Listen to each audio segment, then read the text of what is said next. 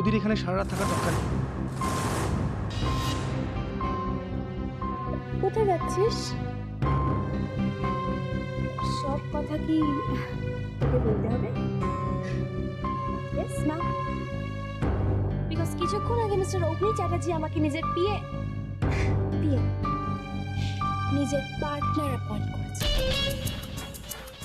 Aunty দিদির সঙ্গে যার পুষ্টি মেলানো হয়েছে সেটা আসলে দিভাই নয়, সেটা আসলে আমি, তোমার ভাই অনি, আমার দিভাইয়ের বয়ফ্রেন্ড। আমি এদিকটা সামলাচ্ছি, তোরা যত তাড়াতাড়ি সময় এখানে চলে আয়। ছোটবেলা থেকে তোর সব আবদার আমি মেনে নিয়েছি মেঘলা, তোর কোনো অন্যায়কেই আমি অন্যায় বলে দেখিনি, কিন্তু আজ তুই যে ভয়ঙ্কর খেলায় মেতেছিস, এতে তো তুই তোর নিজের ক্ষতি করছিস, অগ্নির ক্ষতি করছিস। না মেঘলা, আমি তোদের আর কোনো ক্ষতি হতে দেব না। বৌদি, ওরা কোথায় অনি?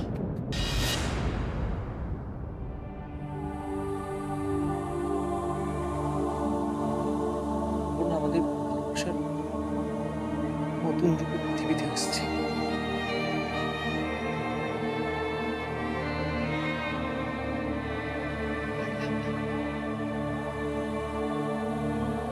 আমি তোমার আয়ুষের সংসারটা বাঁচাতে পারলাম না।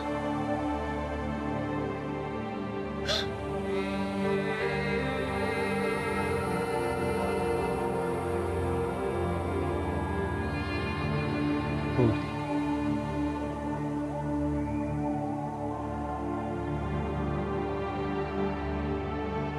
অনেক রাত হয়েছে, খেতে চল।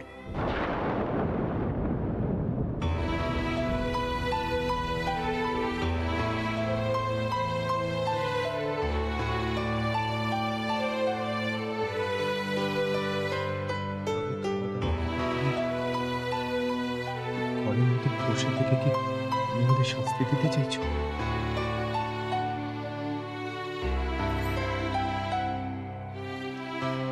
আমি এখন এতটাই নিঃস্ব যে কাউকে কিচ্ছু দেবার মতো অবস্থায় আমি নেই।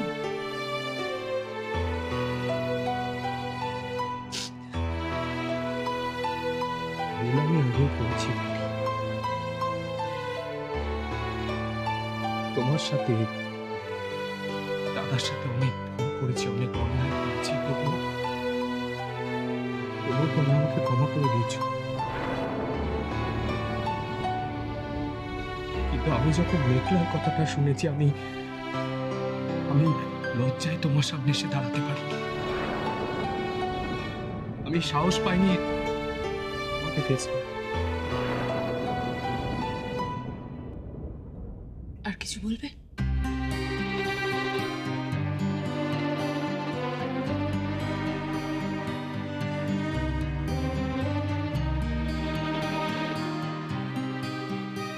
তুমি আমায় পারলেই ক্ষমা করে দেব?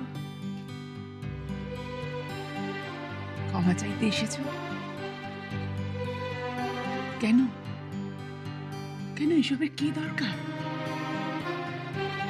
এত বড় একটা ঘটনা ঘটে গেলে তোমরা সবকিছু জেনে চুপ করে রইলে, এগুলাকে একবারও আটকাতে পারলে না, আর আজকে ক্ষমা চাইতে চলে আসতে পারলে। এসবের মানে কি ময়ূর? বৌদি, মেঘলা আমাদের হাতের বাইরে চলে গেছে।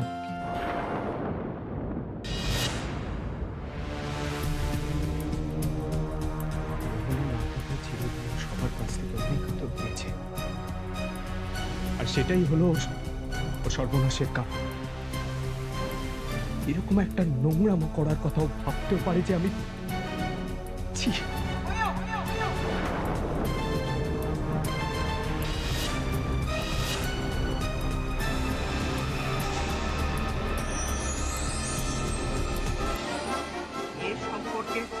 কি বলছিস তুই? আমি ঠিকই বলছি বৌদি। মেঘলা অগ্নির সঙ্গে হোটেল রুমে? বিশ্বাস করতে কষ্ট হচ্ছে তাই না? চলো আমার সাথে, নিজের চোখেই দেখবে, চলো।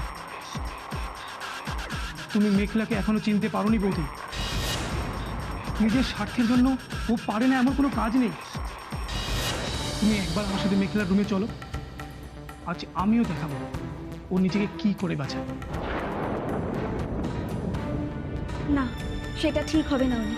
ঠিক হবে না মানে? এত কিছুর পরও তুমি এই কথা বলছো বৌদি? দেখো অনি, আমি সত্যিই চাই না মেঘলাকে নিয়ে কোনো স্ক্যান্ডেল হোক। ওকে অন্যায় করা থেকে আটকাতে চাও না? যা ঠিক ভুল সম্বন্ধে জ্ঞান নেই তাকে বোঝাতে চাও না? ওর ভালো মন্দ সম্বন্ধে কোনো জ্ঞান নেই বলেই বলছি আমি। ওর যাতে কোনো ক্ষতি না হয় সেটা তো আমাদেরই দেখতে হবে। ও যাই করে থাকুক না কেন, ও আমার ছোট বোন। তোমার বোন বলে তুমি যে ছাড়টা ওকে দিয়েছো সেটা আসলে ওকে প্রশ্রয় দেওয়া হচ্ছে। আর এখন আর এইসব কথাবার্তার কোনো জায়গা নেই বোধ। তুমি যদি মেঘলার ব্যাপারে স্টিক করে থাকো তাহলে দাদাশোনা কোনো দিনও এই ট্র্যাপটা থেকে বেরোতে পারবে না বৌদি। ক্ষতিটা কিন্তু তোমার আর দাদাশোনার হবে। আর আমি জানি যে তুমি নিজেও এটা ভালো করে জানো। শোনো, দাদাশোনা এমনিতেই খুব ডিপ্রেসড। মেঘলা সেই সুযোগটা নিয়ে ওকে তার ইচ্ছে মতো ইউজ করে যাচ্ছে। এর ফলটা কি হতে পারে ওর কোনো ধারণাই নেই বুঝি। এই নোংরা খেলাটা থেকে আমাদের দাদাশোনাকে বের করে আনতেই হবে বৌদি, তা না হলে দেরি হয়ে যাবে। কিন্তু আমি আর কোনো কিন্তু না বৌদি, আমাদের হাতে সময় নেই। তুমি এসো আমার সাথে।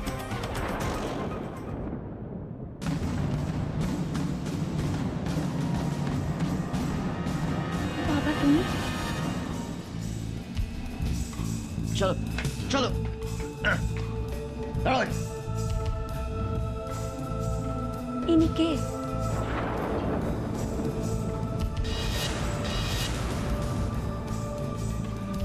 এতে এত অবাক হওয়ার কি আছে? মেঘলা যেটা করেছে সেটা সত্যি ক্ষমার অযোগ্য।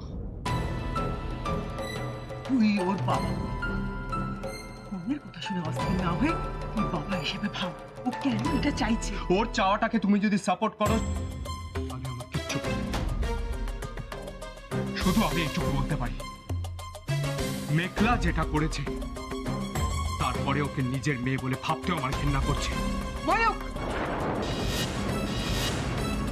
আর আমি এটাও চাই এই দেবরায় পরিবারের সাথে মেঘলার কোনো রকম কোনো সম্পর্ক থাকবে না। অপর্ণা, অগ্নি আর আয়ুষের ডিভোর্স হয়েছে ওদের মধ্যে ভুল বোঝাবুঝির জন্য, ওদের মধ্যে ভালোবাসা অভাবের জন্য। তার জন্য তুমি একটা বাবা আর মেয়েকে আলাদা করে নিজের রাগ মেটাতে চাইছো? এই ডিসিশনটা সম্পূর্ণ আমার। তাছাড়া বৌদি যা বলেছে সব ঠিক কথা বলেছে।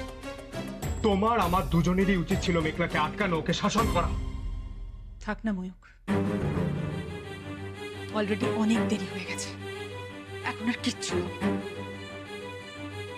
জাস্ট কয়েক ঘন্টা আগে অব্দি আমি ভাবছিলাম যে আয়ুষী আর অগ্নির মধ্যে সবকিছু ঠিক হয়ে যাবে, আবার ওরা দুজনে একসঙ্গে। না হোক, আর কিচ্ছু হবে না। আমার আয়ুষীটার জীবন যে শেষ হয়ে গেছে।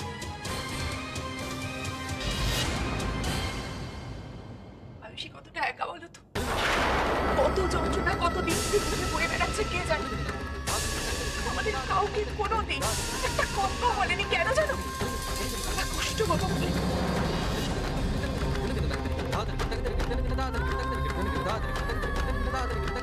আজ আমি বুঝতে পারছি কেন আয়ুষী হাসতে ভুলে গেছে। এত কিছুর পরেও কেন নিজের বাড়িতে না এসে মামার বাড়িতে গিয়ে উঠেছে। কিছু বুঝতে পারছি না তুই মা। মেঘলার সব দোষ, তাই তো? আয়ুষের কোনো ভুল নেই, কোনো দোষ নেই। কে বললে ভুল নেই, কে বললে দোষ নেই? আছে তো, আছে তো। তুই মা, সব থেকে বড় দোষ হলো দিদি সবটুকু দিয়ে ভালোবেসে গেছে, কিন্তু সে 10 জনকে দেখাতে পারে। যদি দেখাতে পারতো তাহলে আপনিও বুঝতে পারতেন যে ওর বোনের জন্য কতটা করেছে, নিজেকে কতটা উজাড় করে দিয়েছে। জানি জানি, যদি জানেন তাহলে মেঘলাকে আটকালেন না কেন? কেন বললেন না এটা ওর দিদি ভাইয়ের প্রাপ্য নয়? তোমার এই স্বতঃস্ফূর্ত নাটকের জন্য কি আমি হাততালি দেবো? এসব তুমি কি বলছো? তুমি কি বলছি? দিনের পর দিন একটার পর একটা মা ও মেয়ে সাধারণ নাটক বিউটিফুল ড্রামা। হ্যাঁ রে ড্রামা, অগ্নিকে ফাঁদে ফেলার জন্য এই গোটা নাটকটা সাজানো হয়েছে। এই এনাকে দেখছিস, ইনি এই নাটকে একটা লিড রোল প্লে করছে। ইনি গোটা ব্যাপারটাকে ক্যামেরা বন্দি করে রাখছে, যাতে সময় সুযোগ বুঝে ওনার মালিক না মালকিনকে এই ছবিগুলো কাজে লাগাতে পারে। কি ঠিক বলছি তো?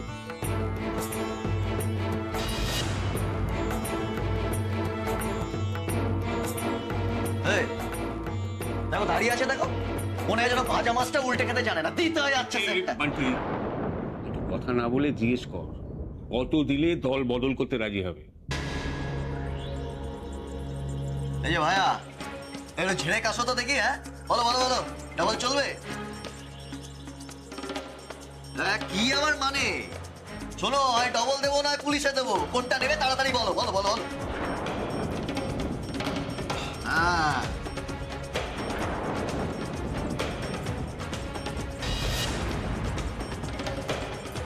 এই দাঁড়াও দাঁড়াও, আমার একটা প্ল্যান আছে, শোন মন দিয়ে শোন।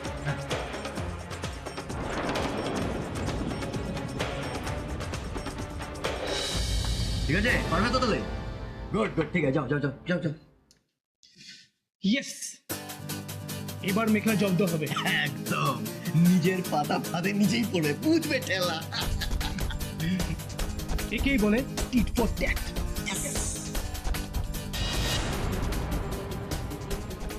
বাবা, বলছি এতে মেঘলার কোনো ক্ষতি হবে না তো? যতই দেখছি না ততই অবাক হচ্ছি। তুই এখনো মেঘলার ক্ষতি কথা ভাবছিস? ও কোনো ক্ষতি হবে না, কিন্তু ও যাতে ফার্দার নিজের বা অন্য কারো ক্ষতি না করতে পারে, শুধু সেই ব্যবস্থা।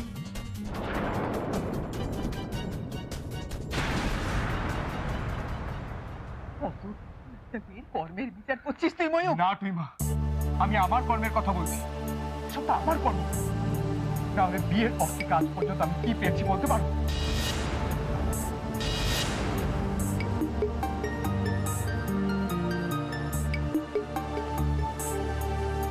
তুমি ভেবো না বৌদি। আমি আমার পাওয়া না পাওয়ার দোহাই দিয়ে পুরো ব্যাপারটা জাস্টিফাই করতে চেয়েছি। না মানে আমি এটুকুই বলতে চাই যে মোহনা চলে যাওয়ার পর আমি শুধুমাত্র বেঁচেছি আমার মেয়েটাকে জন্য।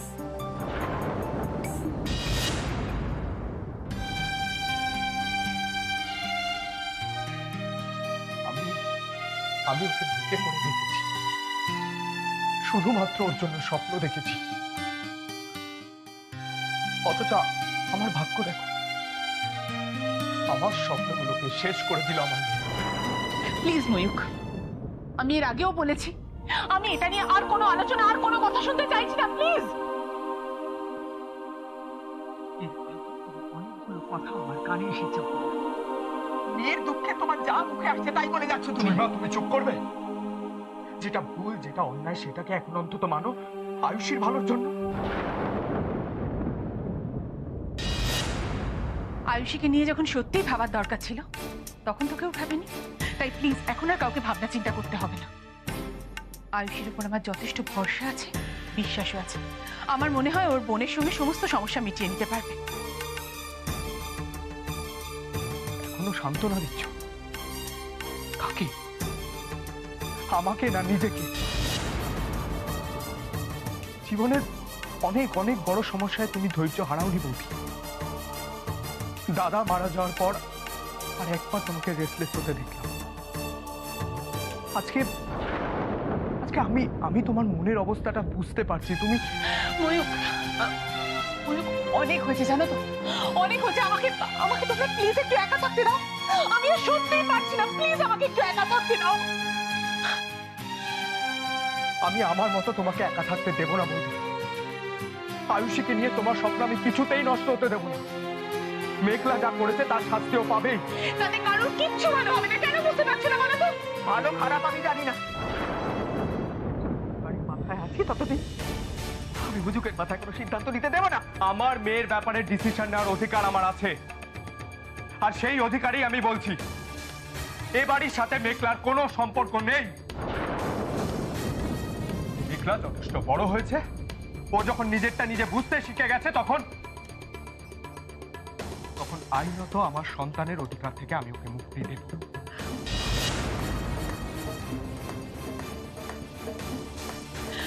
ময়ূক,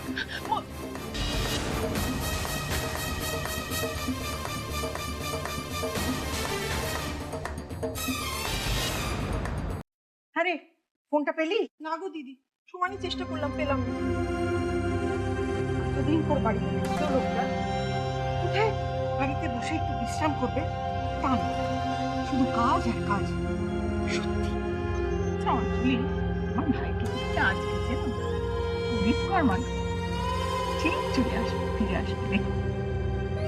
আমি শুধু ওর কথা বলছিলাম, অগ্নিটাও হয়েছে তেমনি। বাপের বেটা, কাজ ছাড়া আর কিচ্ছু চেনে না।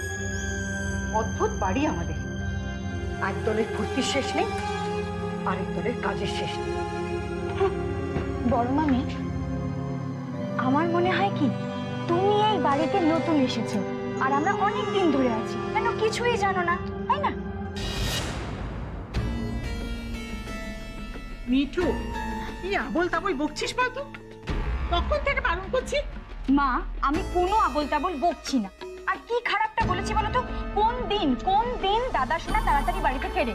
তুমি বলো তো, প্রতিদিন মাঝ রাত্রে মদ্য পান করে একদম মাতাল হয়ে টলতে টলতে ভোলার কাঁধের উপর ভর দিয়ে চললেন তিনি ঘরে। তাড়াতাড়ি ফেরা। মিঠু, কতবার বলছি না চুপ করো? এক কথা বারে বারে কেন বলছো? শুনছো না কেন কথা? মা শোনো, আমি খুব শান্তশিষ্ট মুখ চোরামে, তাই আমাকে থামিয়ে দিতে পারছো, কিন্তু প্রতিবেশীদের তুমি কি করে মুখ চুপ করাবে? এই তো এক্ষুনি বিকেল বেলা গিয়েছিলাম ছাদের মধ্যে জামা কাপড় তুলতে, পাশের বাড়ির বৌদি কি ঢং করে বললো, হ্যাঁ রে তোদের বড় বউকে তো দেখি না, তোর বড় বৌদি কোথায়? কোনোদিনই দেখতে পাওয়া যায় না। সেগুলোর কি উত্তর দেবো বলো? কি উত্তরটা দেবো? কি বললে তুমি? কি আবার বলবো? যা সত্যি সেটাই বললাম।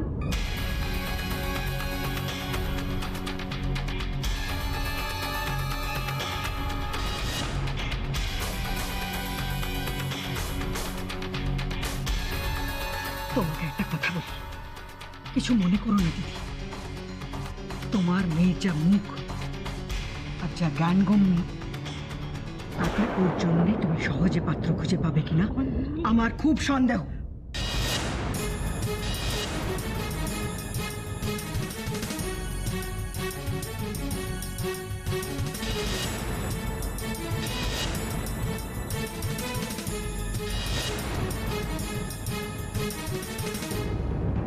মিঠু মিঠু, কেন কথা শুনিস না? বারবার একই কথা বারবার বলি।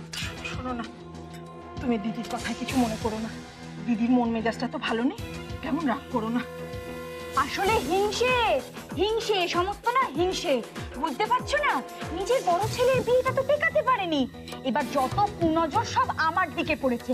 ওই যে বলে না, ইয়ের অভিশাপে ইয়ে হয় না, সেই হলো ব্যাপার।